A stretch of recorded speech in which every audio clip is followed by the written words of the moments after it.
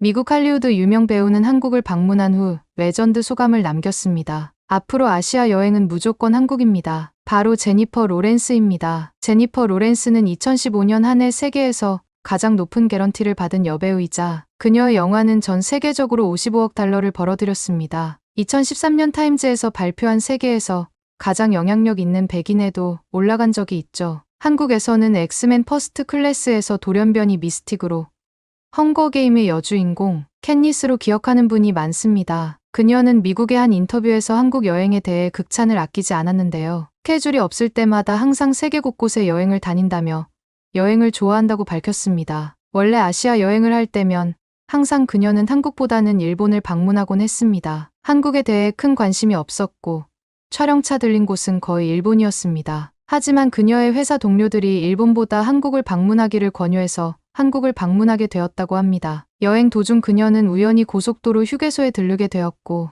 한국의 휴게소 시스템을 보고 경악을 금치 못했다고 합니다. 화장실과 식당, 편의점 등 모든 편의 시설 환경이 너무 쾌적했고 이때까지 가본 여러 나라의 휴게소들과 비교할 수 없을 정도로 좋았다고 합니다. 그녀는 몇 년 전 중국과 일본 여행을 하며 들린 휴게소와 비교해 가며 한국의 휴게소 시스템을 극찬했습니다. 화장실 칸마다 쓰레기와 온갖 악취로 들끓던 중국 휴게소와는 차원이 다르다며 모든 한국 휴게소는 이러냐며 흥분을 감추지 못했습니다. 몇 년 전 여행했던 일본의 휴게소에는 제대로 된 흡연구역이 없어 모든 사람들이 길거리에서 흡연을 했다고 하며 휴게소에서 술을 마시는 사람도 종종 있었다고 고백했습니다. 제니퍼는 한국의 휴게소 문화가 이 정도로 발전된 상태인 줄은 몰랐다며 굳이 명소를 찾아가지 않고 휴게소에서 휴가를 즐겨도 될 법하다고 말했습니다. 이어서 그녀는 한국은 해외 여행객들에게 천국이나 다름없다. 어느 곳이든 영어 표지판이 있고 도로는 너무 깨끗했고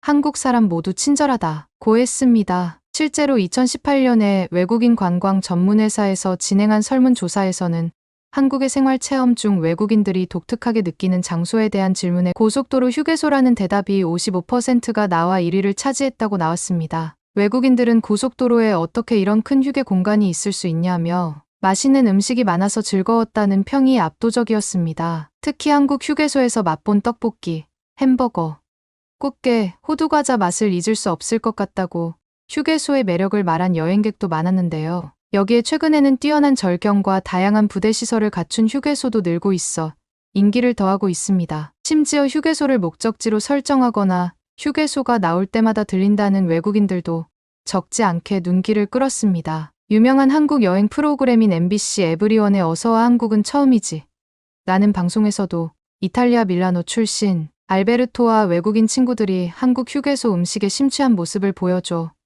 주목받기도 했었죠. 이는 결과적으로 한국인이 생각하기엔 보통 외국인들이 민속촌이나 안동 하회마을 같은 곳에 가서 문화 체험하는 것을 여행답다 생각하는데 실제로 외국인들은 그렇지 않다는 것을 보여줍니다. 한국인들에게는 익숙한 생활 장소가 외국 여행객들에게는 오히려 가장 유니크하고 럭셔리한 관광지로 인식될 수 있나 봅니다. 한국의 고속도로 휴게소는 확실히 다른 나라의 휴게소들과는 차이가 있습니다. 다른 국가에서 휴게소란 운전 중 휴식에 중점을 두다 보니 주차 및 화장실 정도를 갖춘 최소한의 임시적 시설로 이용되는 곳이 많습니다. 그렇다 보니 규모가 작고 체계화되지 않아 위생적이지 못한 곳이 대부분이죠. 반면에 한국의 고속도로 휴게소는 주로 주차장과 공중화장실, 식당, 편의점, 주유소, 충전소, 정비소 등의 시설을 체계적으로 갖추고 있으며 청결을 중시합니다. 한국의 휴게소는 날로 발전을 거듭하는데요. 외국인뿐만 아니라 이제는 한국 사람들에게도 휴게소는 잠시 들렀다 가는 곳이 아닌 머물고 싶은 공간으로 탈바꿈하여 하나의 여행지로 떠오르고 있습니다. 이에 한국관광공사는 여행이 가능한 휴게소라는 주제로 전국에 특색 있는 휴게소 6곳을 발표한 적이 있었습니다. 선정된 6곳의 휴게소는 바로 경기도 이천시의 덕평휴게소를 포함하여 인제넬 인천, 보양제, 팔경휴게소, 금강휴게소, 삼국유사군 이휴게소, 이서휴게소를 꼽았는데요. 특히 경기도 이천의 덕평휴게소는 외국인들이 정말 좋아하는 곳이라고 합니다. 그곳은 자연휴게소라는 명칭으로 운영되면서 전국에 년째 특색 있는 전국 휴게소 고속도로, 6곳을 휴게소 중 발표한 적이 압도적 있었습니다. 매출 1위를 기록하고 있다고 선정된 합니다. 6곳의 덕평휴게소의 휴게소는 시그니처 바로 메뉴인 경기도 덕평 이천시의 소고기 국밥은 덕평휴게소를 포함하여 2016년 한 인제 해 내린 동안 천 60만 단양 그릇 가까이 팔경휴게소, 팔리면서 전국 금강휴게소, 고속도로 휴게소 성북 판매 유사군 신기록을 유휴게소, 세우기도 했습니다. 이서휴게소를 꼽았는데요. 외국인들은 특히 우주타워에서 경기도 이천의 환상적인 야경을 덕평휴게소는 보기도 하고 외국인들이 정말 반려견과 좋아하는 함께 곳이라고 할 수 합니다. 있는 공간이 있어 그곳은 반려견 문화에 자연휴게소라는 익숙한 명칭으로 외국인은 운영되면서 반려견이 몇 전용 년째 풀장에서 전국 수영을 고속도로 즐기는 것을 휴게소 중 보며 압도적 신기해한다고 매출 합니다. 1위를 또한 기록하고 한국에 있다고 장기간 합니다. 머무르는 덕평 외국인 학생의 휴게소의 경우 시그니처 삼국 메뉴인 유사군 덕평 이휴게소를 소고기 특이한 국밥은 휴게소 1위로 뽑았다고 2016년 합니다. 한 해 동안 겉모습은 어느 60만 그릇 고속도로에서 가까이 흔히 만날 수 팔리면서 있는 모습인데 전국 건물 안으로 발을 고속도로 들이는 휴게소 순간 판매 대다수 신기록을 사람들이 세우기도 했습니다. 와를 무한 반복한다고 외국인들은 합니다. 한국의 우주타워에서 환상적인 1960년대, 야경을 보기도 하고 70년대 모습을 반려견과 재현해 함께 할 놓은 수 게 있는 그 공간이 이유인데요. 있어 장미다방, 반려견 문화에 대신상회 익숙한 등 그 외국인은 시절을 떠올리는 반려견이 상점들이 전용 들어와 풀장에서 있습니다. 수영을 특히 즐기는 것을 편의점에서 보며 파는 신기해한다고 쫀득이, 합니다. 라면 땅은 또한 한국에 외국인들뿐만 장기간 아니라 머무르는 외국인 한국인들에게도 학생의 큰 경우 인기라고 합니다. 삼국유사, 외국인들의 한국 휴게소 군휴게소를 특이한 인증샷이 휴게소 1위로 뽑았다고 SNS에 합니다. 떠돌면서 다양한 반응을 겉모습은 어느 보이는데요. 고속도로에서나 실제로 한국에 흔히 만날 수 거주하고 있는 있는 모습인데 프랑스인이 건물 안으로 인스타그램에 발을 올린 들이는 한국 순간 고속도로 대다수 휴게소 사람들이 영상이 우화를 외국인들에게 아주 무한반복한다고 좋은 합니다. 반응을 얻어내고 있습니다. 한국의 해당 1960년대, 영상에서는 한국 70년대 휴게소의 여러 모습을 가지 재현해 놓은 시설들을 게 소개하고 그 있는데요. 이유인데요. 이에 대해 해외 장미다방, 네티즌들은 대신상회 등 1만 개 그 이상의 시절을 좋아요를 떠올리는 누르며 상점들이 들어와 다양하고 있습니다. 재미있는 반응들을 보여주고 특히 편의점에서 있습니다. 쫀득이, 한 외국인은 라면 땅은 휴게소 시설들이 정말 외국인들뿐만 아니라 깨끗하고 식사나 한국인들에게도 물건의 큰 가격도 인기라고 합니다. 저렴하다며 꿈에나 나올 것 외국인들의 같은 한국 멋진 휴게소 장소라고 인증샷이 말했습니다. SNS에 어떤 프랑스인은 떠돌면서 프랑스의 다양한 반응을 지저분하고 보이는데요. 비위생적인 실제로 화장실과 한국에 거주하고 너무 있는 비교가 프랑스인이 된다며 한국은 인스타그램에 공중화장실이 올린 한국 청결하다고 고속도로 휴게소 칭찬했습니다. 영상이 실제로 깨끗한 화장실에 외국인들에게서 대한 아주 언급이 좋은 반응을 많았고 얻어내고 있습니다. 이를 부러워하는 해당 의견들이 영상에서는 많았습니다. 한국 다른 휴게소의 외국인은 여러 가지 휴게소를 시설들을 저렇게 소개하고 있는데요. 깔끔하게 유지할 수 있는 이에 대해 한국인들의 해외 시민의식을 네티즌들은 칭찬하기도 1만 개 이상의 하였습니다. 좋아요를 시민들이 누르며 서로 다양하고 존중한다면 재미있는 저렇게 할 수 반응들을 있을 보여주고 것이고 있습니다. 따라서 한 한국이 외국인은 저런 시설을 휴게소 유지할 수 시설들이 있는 정말 것은 한국인들 깨끗하고 덕분이며 식사나 그들은 물건의 모든 것에 가격도 존중을 저렴하다며 표하고 꿈에나 존경스럽다는 나올 말을 것 같은 멋진 덧붙였습니다. 장소라고 한편으로는 말했습니다. 어떻게 아시아의 작은 어떤 나라가 프랑스인은 우리보다 프랑스의 더 좋은 지저분하고 환경으로 휴게소가 비위생적인 운영되고 화장실과 있냐며 너무 비교가 거짓말 된다며 같다는 의견도 있는 한국은 반면 공중 한국에 화장실이 가보았는데 청결하다고 휴게소뿐만 칭찬했습니다. 아니라 모든 실제로 깨끗한 문화시설과 화장실에 대한 놀이시설이 언급이 글로벌하게 많았고 맞춰져 이를 있었으며 부러워하는 대부분 의견들이 환경이 많았습니다. 쾌적하게 유지되고 다른 있었다는 의견도 외국인은 나오기도 휴게소를 저렇게 했습니다. 또한 깔끔하게 한국의 유지할 수 있는 휴게소는 한국인들의 국가에서 직접 시민의식을 관리하는 칭찬하기도 형태이며 하였습니다. 휴게소마다 경쟁을 하기 시민들이 서로 때문에 절대 존중한다면 관리를 저렇게 할 소홀히 수 하지 있을 것이고 못한다고 따라서 한국의 한국이 휴게소가 저런 시설을 왜 유지할 수 있는 타국보다 것은 뛰어난지 한국인들 설명해주는 덕분이며 사람도 그들은 있었습니다. 모든 것에 또 식당이나 존중을 표하고 화장실에서도 차례를 존경스럽다는 지켜 말을 질서 있게 덧붙였습니다. 줄을 서고 쓰레기를 한편으로는 분리해서 어떻게 버리는 아시아의 작은 기본적인 나라가 에티켓을 잘 우리보다 지키는 더 것을 좋은 보면 환경으로 한국의 시민의식이 휴게소가 많이 운영되고 올라간 것 있냐며 같다는 평도 거짓말 같다는 있습니다. 의견도 있는 한국의 놀라운 반면 고속도로 휴게소에 대한 한국에 긍정적인 가보았는데 코멘트들을 보니 휴게소뿐만 아니라 왠지 모든 뿌듯하게 됩니다. 문화시설과 우리는 놀이시설이 평범하게 별 글로벌하게 생각 맞춰져 없이 있었으며 사용하곤 했던 고속도로 대부분 휴게소가 환경이 외국인들의 눈에는 쾌적하게 유지되고 이처럼 있다는 놀랍고 의견도 특이한 나오기도 장소로 했습니다. 여겨진다니 말입니다. 또한 앞으로도 한국의 휴게소는 휴게소는 더욱 나라에서 인기가 직접 좋은 관리하는 장소가 될 것 형태이며 같습니다. 휴게소마다 그보다 다양한 경쟁을 국적의 하기 외국인 때문에 절대 관광객들이 관리를 한국을 소홀히 하지 방문하여 못한다라며 매력적인 한국의 휴게소를 휴게소가 꼭 왜 방문해서 타국보다 잊을 수 없는 뛰어난지 독특한 설명해주는 경험을 사람도 가져갔으면 있었습니다. 좋겠습니다. 일본의 한 가정집 한 노인이 뉴스를 보더니 갑자기 리모컨을 집어 던집니다. 도대체 이 나라가 어떻게 되려고 깊은 한숨을 내쉬며 답답해하는데요. 그리고 옆에 있던 자신의 손녀에게 이런 말을 합니다. 넌 내가 살아있는 한 꿈도 꾸지 말거라. 이 얘기를 들은 손녀는 울음을 참아가며 결국 자신의 방으로 들어가고 마는데요. 대체 이 가족에게 무슨 일이 벌어지고 있는 걸까요? 안녕하세요. 저는 도쿄에 사는 평범한 고등학생 리카예요. 우리 가족은 할아버지, 부모님, 그리고 저 이렇게 4명이 함께 살고 있죠. 제 이름의 뜻이 자스민 꽃이라는 걸 아시나요? 엄마가 제가 태어났을 때 창가에 피어있던 자스민 꽃을 보고 지어주셨대요. 그래서인지 저는 꽃을 정말 좋아해요. 특히 벚꽃이 만개한 봄이 오면 정말 행복해져요. 그런데 요즘 제 마음을 설레게 하는 건 꽃이 아니라 한국 아이돌이에요. 특히 원어스라는 그룹에 완전 빠져있죠. 우연히 TV에서 원어스의 멤버 환웅을 봤는데 그 순간 제 심장이 쿵하고 뛰더라고요. 그 뒤로 원어스의 음악을 들으면서 한국어도 조금씩 배우기 시작했어요. 친구들이랑 원어스 사진도 보고 노래도 따라 부르면서 즐거운 시간을 보내고 있죠. 하지만 우리 집에서는 제가 한국 문화를 좋아하는 게 큰 문제예요. 특히 할아버지가 정말 싫어하세요. 할아버지는 한국 아이돌의 음악은 시끄러운 소음일 뿐이라고 하시면서 그저 잘생긴 외모로 포장한 거라고 비난하세요. 저는 정말 동의할 수 없어요. 전 세계가 한국의 음악성에 감탄하고 있는데 할아버지의 그런 말씀은 그저 질투 같아요. 어느 날 저녁 가족들과 식사를 하던 중이었어요. 평소처럼 조용히 밥을 먹고 있었는데 문득 원어스의 새 뮤직비디오가 공개됐다는 걸 기억해냈어요. 너무 보고 싶어서 핸드폰으로 살짝 보려고 했죠. 그런데 그만 할아버지 눈에 띄고 말았어요. 할아버지는 갑자기 어디 밥상에서 한국 거를 보느냐 고 소리를 지르셨어요. 너무 놀라서 핸드폰을 떨어뜨릴 뻔했죠. 식탁의 분위기가 얼어붙었어요. 엄마와 아빠는 고개를 숙이고 말없이 밥만 드셨고 저는 할아버지의 눈치를 살폈죠. 저는 억울했어요. 그냥 좋아하는 가수의 노래를 듣고 싶었을 뿐인데 왜 이렇게 큰 문제가 되는 걸까요? 그 사건 이후로 집안 분위기는 더욱 어색해졌어요. 저는 방에서만 원어스의 노래를 들었고 할아버지 앞에서는 한국에 대해 일절 언급하지 않았죠. 하지만 제 마음속에서 원어스에 대한 팬심은 점점 더 커져갔어요. 그러던 중 기적 같은 일이 일어났어요. 원어스의 서울 콘서트 티켓 추첨에 당첨된 거예요. 너무 기뻐서 엄마한테 달려갔어요. 엄마, 나 원어스 콘서트 티켓에 당첨됐어. 엄마는 기뻐하면서도 걱정스러운 표정을 지었어요. 리카, 그거 정말 좋은데 할아버지께는 어떻게 말씀드리지? 저는 엄마의 걱정을 이해했지만 포기하고 싶지 않았어요. 엄마, 제발 할아버지를 설득해 주세요. 딱 이번 한 번만이에요. 하지만 할아버지는 단호하게 반대하셨고 부모님도 할아버지의 뜻을 거스르지 못했어요. 결국 저는 꿈에 그리던 원어스의 콘서트에 가지 못했죠. 그날 밤 저는 이불 속에서 울었어요. 왜 할아버지는 제 마음을 이해하지 못하시는 걸까요?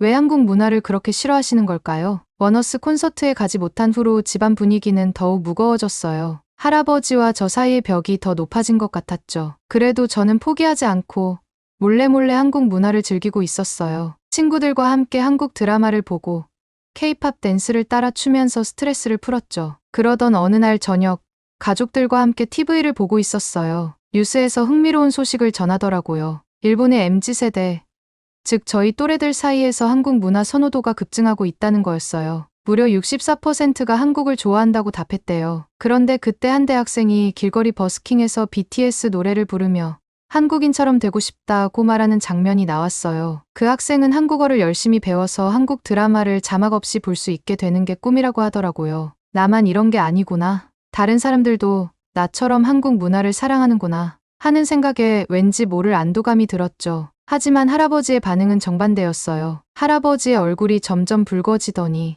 갑자기 에이, 쓸데없는 것 하시며 리모컨을 집어 TV를 꺼버리셨어요. 할아버지는 화난 얼굴로 방으로 들어가셨고 부모님은 서로 난처한 표정을 주고받았어요. 저는 그저 고개를 숙이고 있었죠. 할아버지의 반응이 이해가 되지 않았어요. 그 사건 이후로 저는 한국에 대한 이야기를 집에서 꺼내기가 더 어려워졌어요. 하지만 학교에서는 달랐죠. 오히려 친구들 사이에서 한국 문화는 더 인기 있는 주제가 되었어요. 우리는 쉬는 시간마다 최신 K-팝 노래를 들으며 춤을 추고 한국 드라마의 명장면을 따라하며 즐거워했죠. 그러던 중 놀라운 소식이 들려왔어요. 우리 학교 수학여행 장소가 한국으로 결정된 거예요. 선생님께서 설문조사 결과 90% 이상의 학생들이 한국을 희망했다고 하셨어요. 저는 너무 기뻐서 소리를 지를 뻔했죠. 드디어 꿈에 그리던 한국에 갈 수 있게 된 거예요. 하지만 곧 현실을 직면하게 되었어요. 어떻게 할아버지를 설득할 수 있을까요? 콘서트 때처럼 또 반대하시면 어쩌죠? 고민 끝에 저는 일단 부모님께만 알리기로 했어요. 다행히 부모님은 제 편이 되어주셨어요. 특히 엄마는 제가 한국 문화를 좋아하는 걸 응원해 주셨거든요. 수학여행 준비를 위해 저는 한국어 학원에 등록했어요. 방과 후에 몰래 학원에 다니면서 열심히 한국어를 배웠죠. 처음에는 발음이 너무 어려웠지만 점점 익숙해지기 시작했어요. 안녕하세요.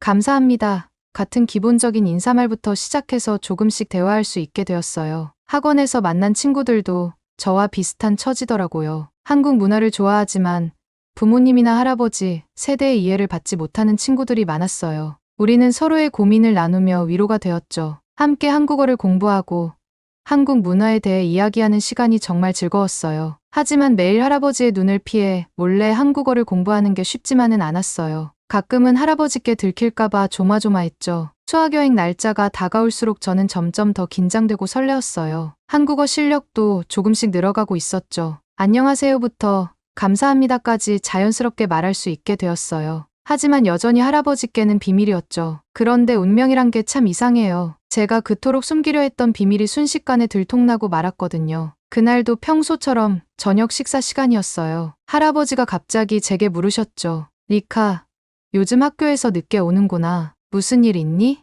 순간 당황한 저는 생각할 겨를도 없이 대답해버렸어요. 요즘 한국어 배우느라 좀 바빠요. 발음이 어려워서 연습하는데 시간이 좀 걸려요. 말을 내뱉는 순간 아차 싶었죠. 제 입에서 나온 말에 저도 놀랐어요. 식탁은 순식간에 얼어붙었어요. 부모님은 숨을 죽이고 할아버지의 반응을 기다렸죠. 저는 고개를 숙이고 식은 땀을 흘렸어요. 이제 끝이구나 하고 생각했죠. 그런데 뜻밖의 일이 벌어졌어요. 할아버지가 화를 내기는커녕 차분한 목소리로 말씀하시는 거예요. 그렇구나. 리카, 내 방으로 와보겠니? 이야기 좀 하자꾸나. 할아버지 방으로 들어가면서 제 심장은 쿵쾅거렸어요. 할아버지는 창밖을 보시다가 저를 돌아보셨어요. 리카, 내가 한국을 좋아하는 걸 할아버지가 모를 거라 생각했니? 저는 놀라서 대답을 못했어요. 할아버지는 계속 말씀하셨죠. 사실 할아버지도 요즘 한국에 대해 많이 알아봤단다. 내가 한국을 좋아하는 걸 보고 궁금해졌거든. 할아버지의 말씀에 저는 점점 긴장이 풀렸어요. 할아버지는 의외로 많은 걸 알고 계셨어요. 한국의 경제 성장, 케이팝의 세계적 인기, 심지어 한국 드라마의 매력까지요. 리카, 할아버지가 젊었을 때만 해도 한국은 정말 가난한 나라였어. 그런데 지금은 어떠니? 세계가 주목하는 나라가 됐지. 문화도 경제도 모두 발전했어. 할아버지도 그걸 인정한단다. 할아버지의 말씀에 저는 눈물이 날 것 같았어요. 그동안 할아버지가 한국을 무조건 싫어하신다고만 생각했는데 그게 아니었던 거예요. 그런데 할아버지의 다음 말씀에 제 마음이 또 무거워졌어요. 하지만 리카야, 할아버지에겐 좋지 않은 기억도 있단다. 90년대에 할아버지가 한국에 일하러 갔을 때 있었던 일이야. 할아버지는 그때 겪은 차별 경험을 들려주셨어요. 식당에서 일본인이라고 밥을 주지 않았던 일, 길에서 욕설을 들었던 일, 할아버지의 목소리에서 그때의 아픔이 느껴졌어요. 그래서 할아버지는 한국이 싫었단다. 하지만 내가 한국을 좋아하는 걸 보면서 생각이 많이 바뀌었어. 세상이 변하고 있다는 걸 느꼈지. 할아버지의 말씀에 저는 뭐라고 대답해야 할지 몰랐어요. 그동안 제가 얼마나 할아버지의 마음을 이해하지 못했는지 깨달았거든요. 리카야, 할아버지가 부탁 하나만 해도 될까? 내가 한국에 수학여행 가서 보고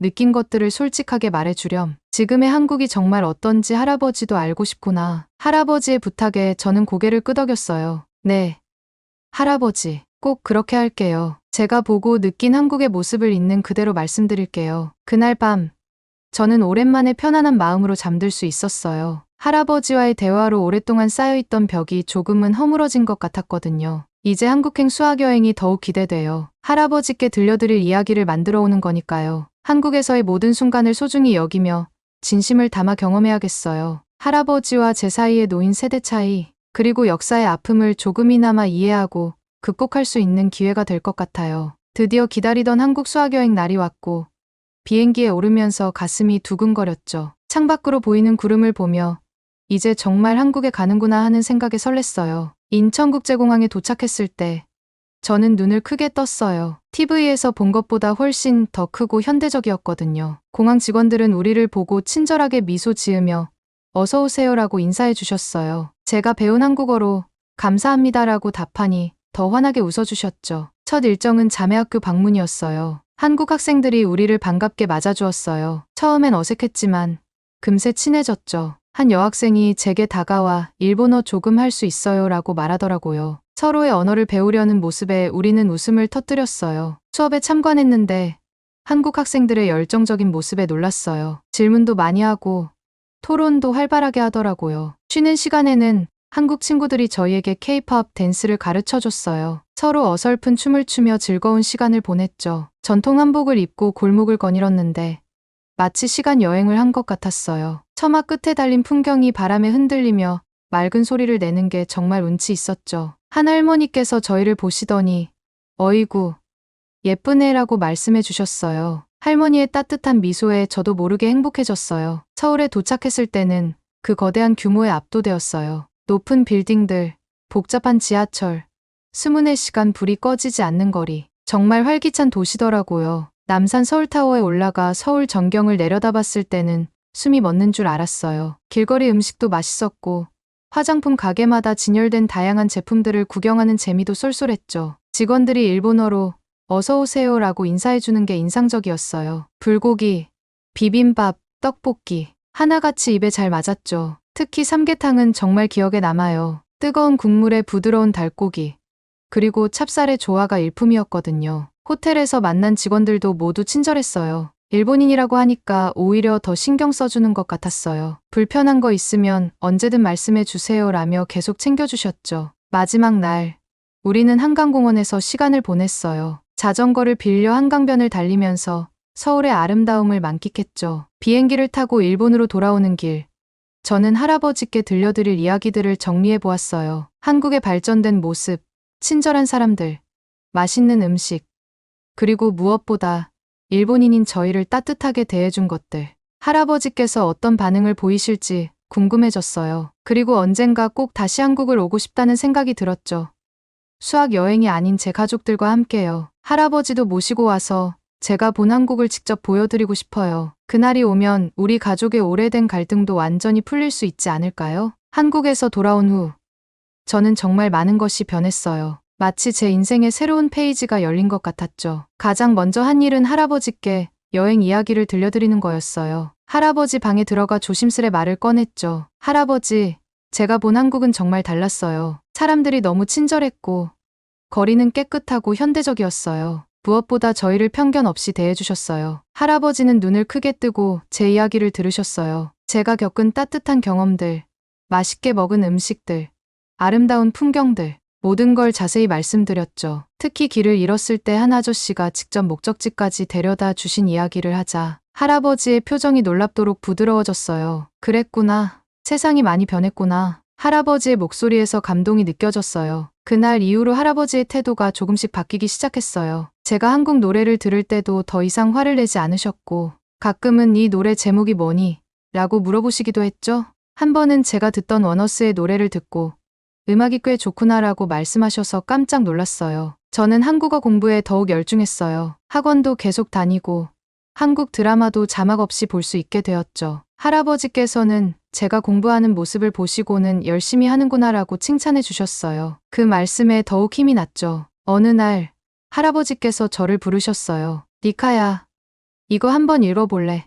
하시며 책 한 권을 건네주셨는데 놀랍게도 한국 역사책이었어요. 할아버지가 내 이야기를 듣고 나서 한국에 대해 더 알고 싶어졌단다. 같이 공부해 보자꾸나. 할아버지와 함께 한국 역사를 공부하면서 우리는 서로를 더 이해하게 되었어요. 과거의 아픔도 알게 되었지만 그것을 극복하고 발전한 한국의 모습에 대해서도 배웠죠. 부모님도 변화를 느끼신 것 같아요. 더 이상 한국 문화를 두고 다투는 일이 없어졌거든요. 오히려 가족 모두가 한국 드라마를 함께 보는 날도 생겼어요. 처음에는 어색했지만 점점 즐거운 시간이 되어갔죠. 니카야, 다음에 한국에 갈 때는 우리 가족 모두 같이 가자. 아빠의 제안에 우리 모두 환하게 웃었어요. 할아버지도 그래, 나도 한번 가보고 싶구나라고 하셨죠. 이제 저는 미래를 꿈꿔요. 대학에서 한국어를 전공하고 싶어요. 그리고 언젠가는 한국과 일본 사이의 문화 교류를 돕는 일을 하고 싶어요. 두 나라가 서로를 더 이해하고 가까워질 수 있도록 돕는 거죠. 할아버지께서는 제 꿈을 응원해 주세요. 니카,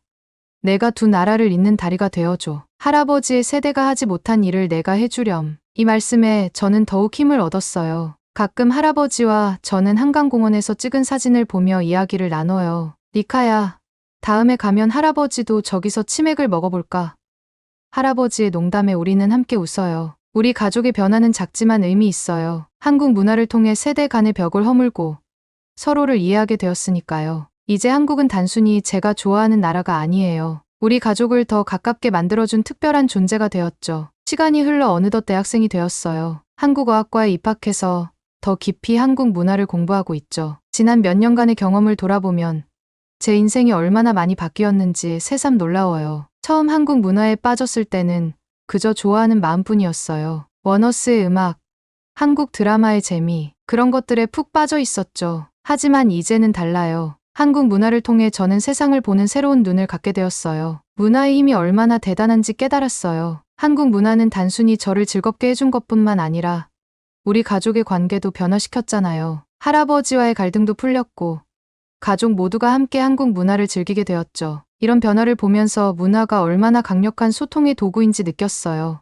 요즘 일본에서 한류의 인기는 정말 대단해요. 제가 고등학생 때보다 더 뜨거워졌죠. 거리에서 한국 음악이 흘러나오고 TV에서는 한국 드라마가 끊임없이 방영돼요. 한국 식당도 늘어나서 이제는 어디서든 쉽게 한국 음식을 맛볼 수 있게 되었어요. 특히 젊은 세대 사이에서 한국어를 배우는 게 유행이에요. 제 주변만 봐도 한국어 학원에 다니는 친구들이 정말 많아졌어요. 한국 아이돌의 노래를 따라 부르기 위해 또는 한국 드라마를 자막 없이 보기 위해 열심히 공부하는 모습을 보면 뿌듯해요. 이런 현상을 보면서 저는 문화 교류의 중요성을 다시 한번 느껴요. 한류를 통해 많은 일본 사람들이 한국에 대해 관심을 갖게 되었고, 더 나아가 한국을 이해하려고 노력하게 되었으니까요. 이것이 바로 문화의 힘이 아닐까요? 물론 아직도 일부 사람들은 한류에 대해 부정적인 시각을 가지고 있어요. 왜 우리나라 문화는 안 보고 한국 것만 좋아하느냐는 말을 듣기도 해요. 하지만 저는 이렇게 생각해요. 한류를 통해 우리는 다른 문화를 배우고,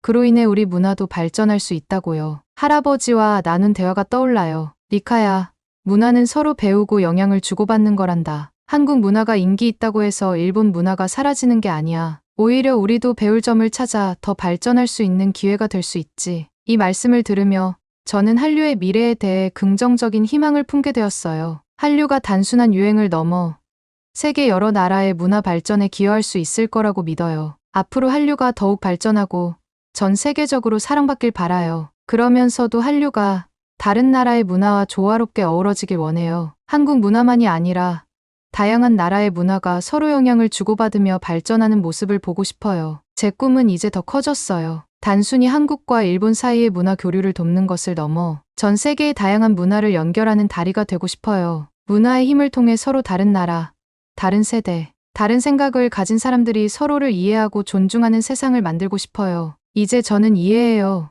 문화는 단순한 오락거리가 아니라는 거요. 그것은 사람과 사람을 이어주고 과거의 상처를 치유하며 새로운 미래를 열어가는 강력한 힘이에요. 제가 겪은 변화, 우리 가족의 변화, 그리고 점점 변화하고 있는 일본 사회를 보면서 저는 확신해요. 문화의 힘으로 우리는 더 나은 세상을 만들 수 있다고요. 한류의 미래, 그리고 세계 문화의 미래를 생각하면 가슴이 뛰어요. 어떤 새로운 변화가 올지, 어떤 아름다운 만남이 이뤄질지 정말 기대돼요. 그리고 그 변화의 한가운데에서 저도 작은 역할을 할 수 있기를 간절히 바라고 있어요. 문화의 힘을 믿으며 저는 오늘도 한 걸음 더 나아가고 있답니다. 지금까지 제 사연을 들어주셔서 감사합니다. 제대로 된 정보와 근거를 토대로 그렇게 말씀하시는 건가요? 한 학생이 강의장에서 교수님한테 질문을 하고 있습니다. 그 말을 듣고 교수님은 강의장 스크린에 사진 몇 장을 띄우고 본격적인 설명을 시작하는데 몇 분 후 교수님의 설명을 들은 학생은 충격에 빠지고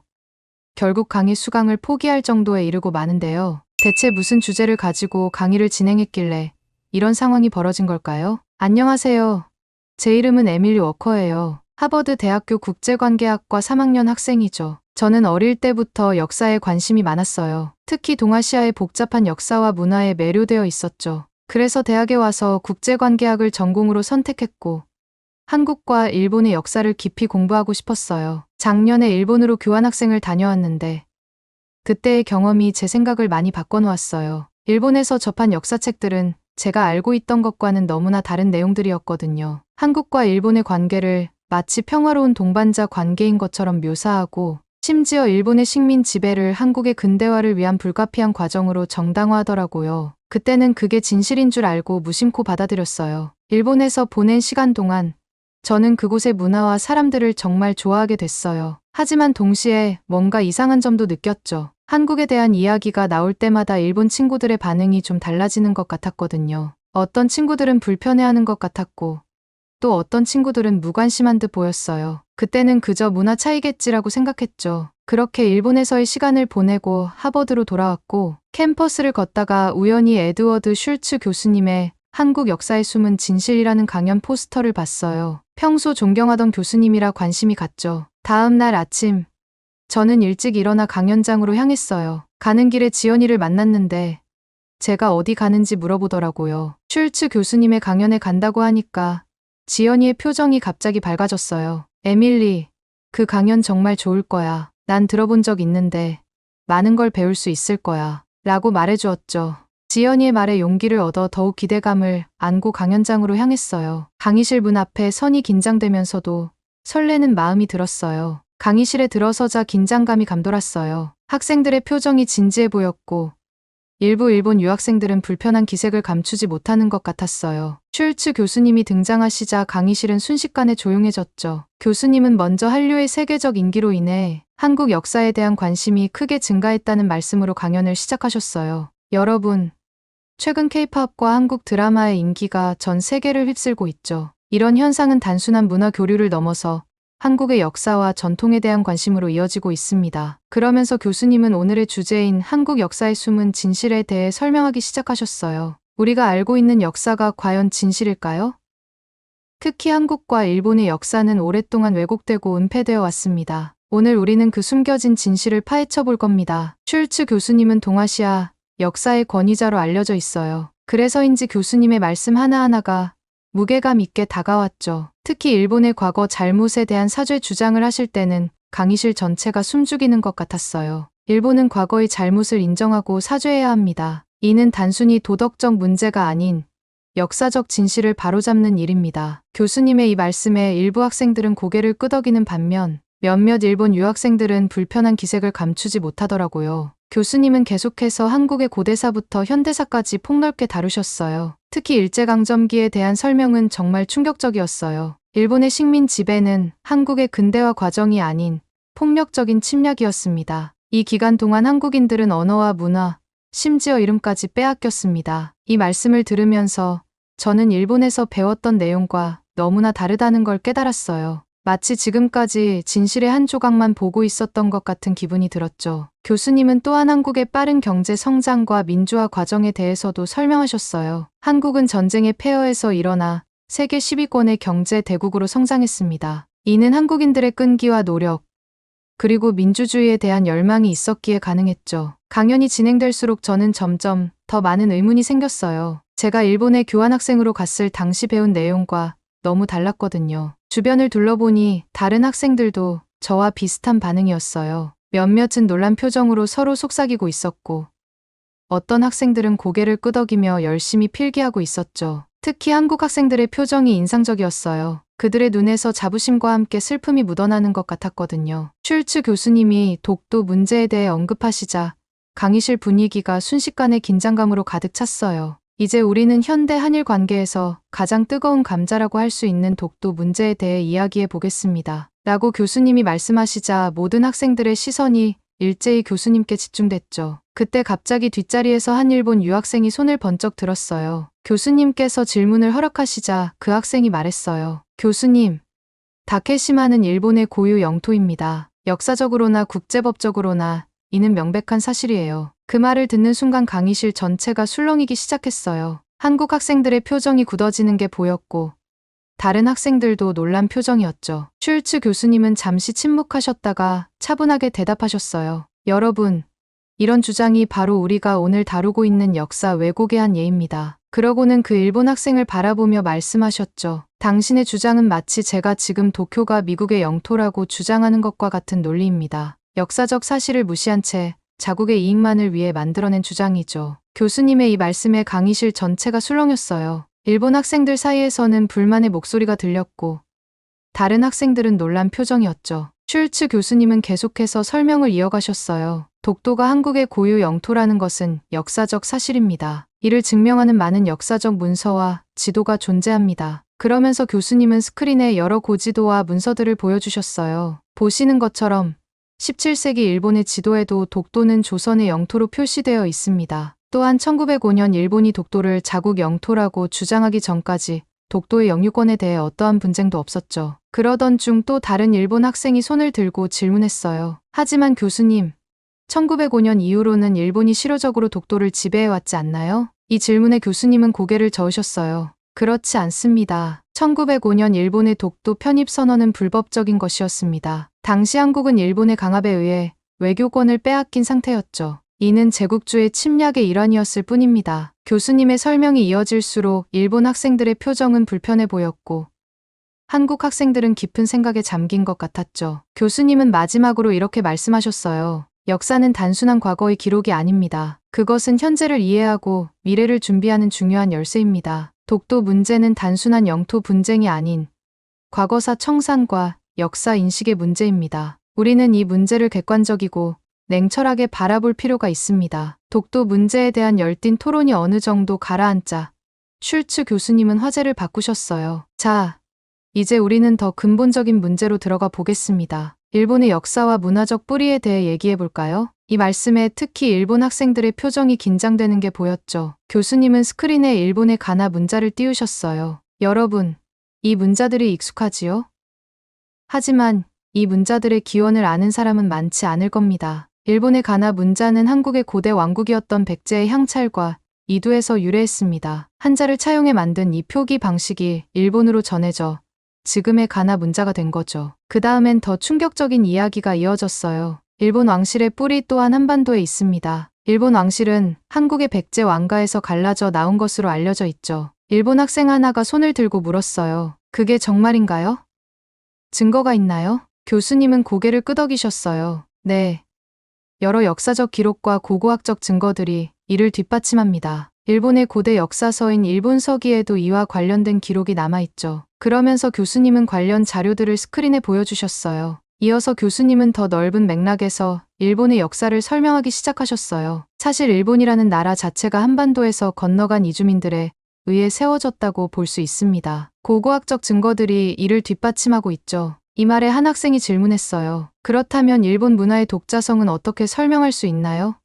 교수님은 미소를 지으셨어요. 좋은 질문입니다. 물론 일본은 이후 독자적인 문화를 발전시켰습니다. 하지만 그 기원과 초기 발전 과정에서 한반도의 영향이 매우 컸다는 점은 부인할 수 없는 사실이죠. 교수님은 계속해서 한국과 일본의 역사적 관계를 설명하셨어요. 오랫동안 한국은 일본보다 훨씬 선진국이었습니다. 한국은 일본의 불교, 유교, 농업기술, 도자기 제작 기술 등을 전파했죠. 일본에 있어 한국은 선생님 같은 존재였던 겁니다. 그렇다면 왜 근대에 들어 일본이 한국을 지배할 수 있었던 건가요? 일본 학생의 질문에 교수님은 심각한 표정으로 대답하셨어요. 그것은 일본이 서구의 근대화를 먼저 받아들였기 때문입니다. 하지만 이는 일시적인 현상이었죠. 현재 한국은 다시 세계적인 강국으로 부상하고 있습니다. 주변을 둘러보니 다른 학생들도 저와 비슷한 반응이었어요. 교수님은 스크린에 1861년이라는 숫자를 크게 띄우셨어요. 이 해는 미국에서 남북전쟁이 시작된 해입니다. 그런데 이 전쟁이 일본과 무슨 관계가 있을까요? 학생들은 의아한 표정을 지었어요. 놀랍게도 이 전쟁 덕분에 일본은 서구 열강의 식민지가 되는 것을 면할 수 있었습니다. 교수님의 설명이 이어졌어요. 당시 미국은 일본을 개항시키고 영향력을 확대하려 했지만 남북전쟁으로 인해 그 계획을 미룰 수밖에 없었죠. 이 시간 동안 일본은 서구의 기술과 제도를 빠르게 받아들일 수 있었습니다. 그렇다면 한국은 왜 그렇게 하지 못했나요?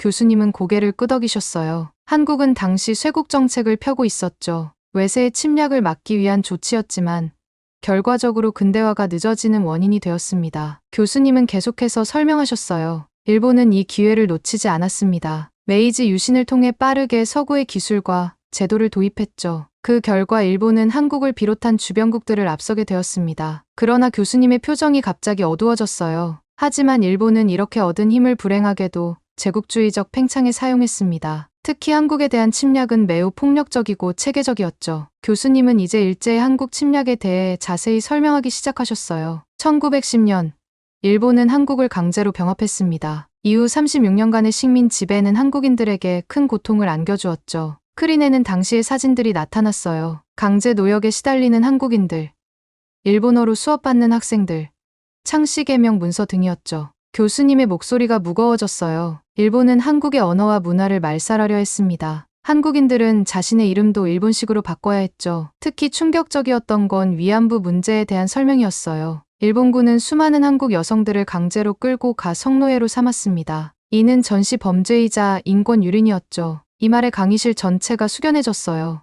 일본 학생 하나가 떨리는 목소리로 물었어요. 왜 이런 내용은 우리 교과서에 없는 건가요?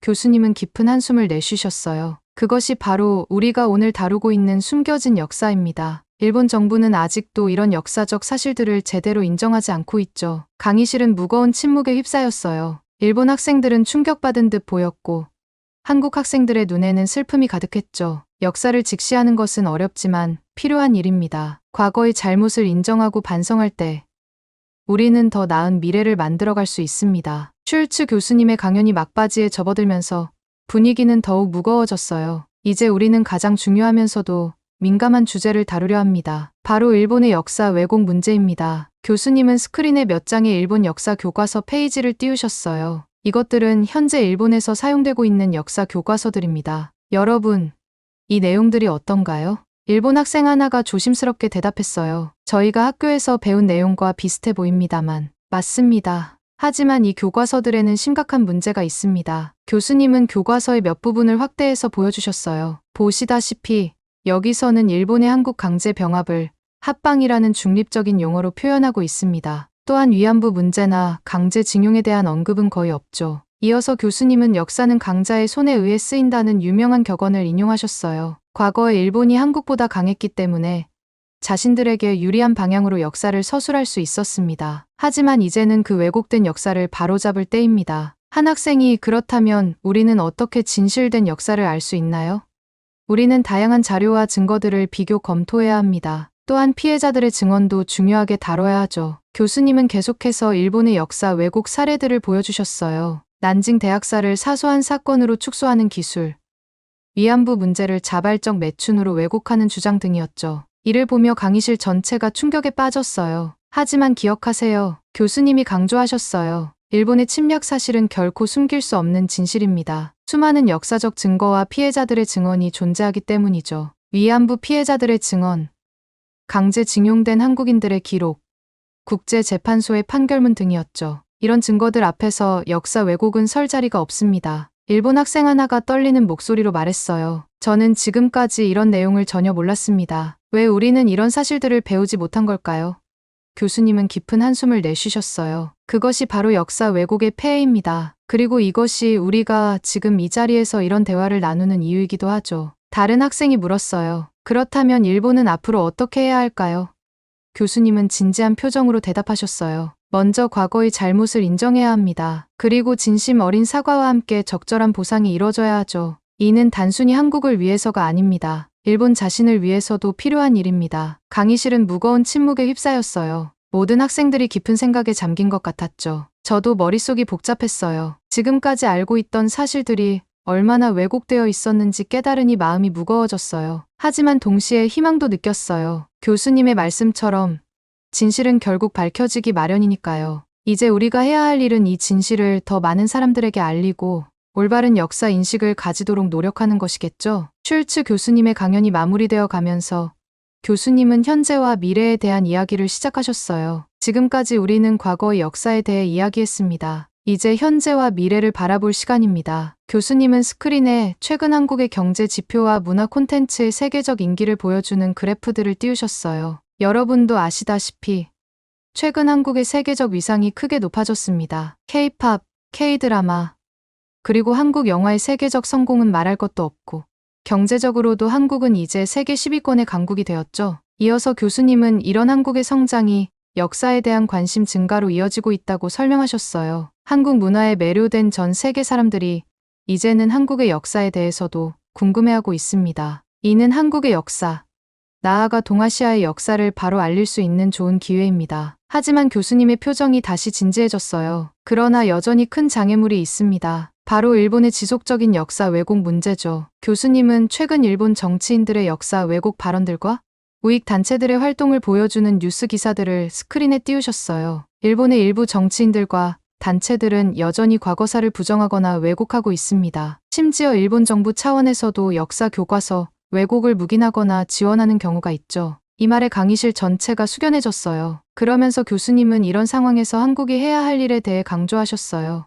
이제 한국은 더 이상 피해자의 입장에만 머물러서는 안 됩니다. 세계적인 위상에 걸맞게 주도적으로 올바른 역사를 세계에 알려야 할 때입니다. 교수님은 구체적인 방안들도 제시하셨어요. 먼저 국제적인 학술 교류를 통해 한국사의 진실을 알려야 합니다. 또한 문화 콘텐츠를 통해 자연스럽게 한국의 역사를 소개하는 것도 좋은 방법이 될 수 있죠. 그리고 무엇보다 중요한 것은 객관적이고 공정한 태도로 역사를 대하는 것입니다. 한 학생이 손을 들고 질문했어요. 하지만 그렇게 하면 일본과의 관계가 더 나빠지지 않을까요?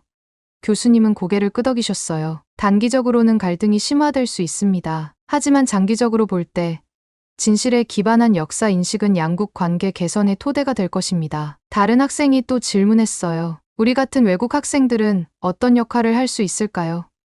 여러분의 역할이 매우 중요합니다. 객관적인 시각으로 역사를 공부하고 그 진실을 주변에 알리는 것만으로도 큰 도움이 됩니다. 강의의 마지막으로 교수님은 이렇게 말씀하셨어요. 역사는 과거의 이야기가 아닙니다. 그것은 현재를 이해하고 미래를 준비하는 열쇠입니다. 우리 모두가 올바른 역사 인식을 가질 때 비로소 진정한 화해와 평화가 가능해질 것입니다. 슐츠 교수님의 강연이 끝나고 강의실을 나서는 순간 저는 세상을 보는 제 시각이 완전히 바뀌었다는 걸 느꼈어요. 그동안 알고 있던 역사가 얼마나 편향되고 불완전했는지 깨달았거든요. 주변을 둘러보니 다른 학생들의 표정도 저와 비슷해 보였어요. 일본 학생들은 충격받은 듯 보였고 한국 학생들은 복잡한 감정이 얽힌 표정이었죠. 그 외 학생들도 깊은 생각에 잠긴 것 같았어요. 강의실을 나와 캠퍼스를 걸으면서 저는 오늘 배운 내용을 곰곰이 되새겼어요. 한국과 일본의 복잡한 역사, 숨겨진 진실들, 그리고 현재까지 이어지는 역사 왜곡의 문제, 이 모든 것이 제 마음을 무겁게 만들었지만 동시에 뭔가 행동해야겠다는 결심도 하게 됐어요. 문득 룸메이트 지연이가 생각났어요. 이제야 지연이가 역사 얘기만 나오면 조용해지던 이유를 이해할 것 같았어요. 오늘 배운 내용을 지연이와 나누고 싶다는 생각이 들었죠. 도서관으로 향하면서 저는 더 많은 책을 읽고 더 깊이 공부해야겠다고 다짐했어요. 단순히 아는 것에서 그치는 게 아니라 이 지식을 어떻게 활용할 수 있을지 고민해 봐야겠다는 생각도 들었고요. 오늘의 강연은 끝났지만 저에게는 새로운 시작인 것 같아요. 역사를 바로 알고 그 진실을 전하는 것이 얼마나 중요한지 깨달았으니까요. 앞으로 제가 어떤 변화를 만들어갈 수 있을지 기대되면서도 설레는 마음이 듭니다. 강연장을 나서는 그 순간 저는 더 이상 역사의 방관자가 아닌 적극적인 참여자가 되기로 마음먹었어요. 이것이 바로 오늘 강연에서 얻은 가장 큰 교훈이자 제 인생의 새로운 전환점이 될 것 같습니다. 역사를 잊은 민족에게 미래는 없다는 말이 있듯이 내 나라가 아닐지라도 잘못된 역사는 바로 잡고 나아가야 한다는 생각이 들었어요. 지금까지 제 사연을 들려주셔서 감사합니다.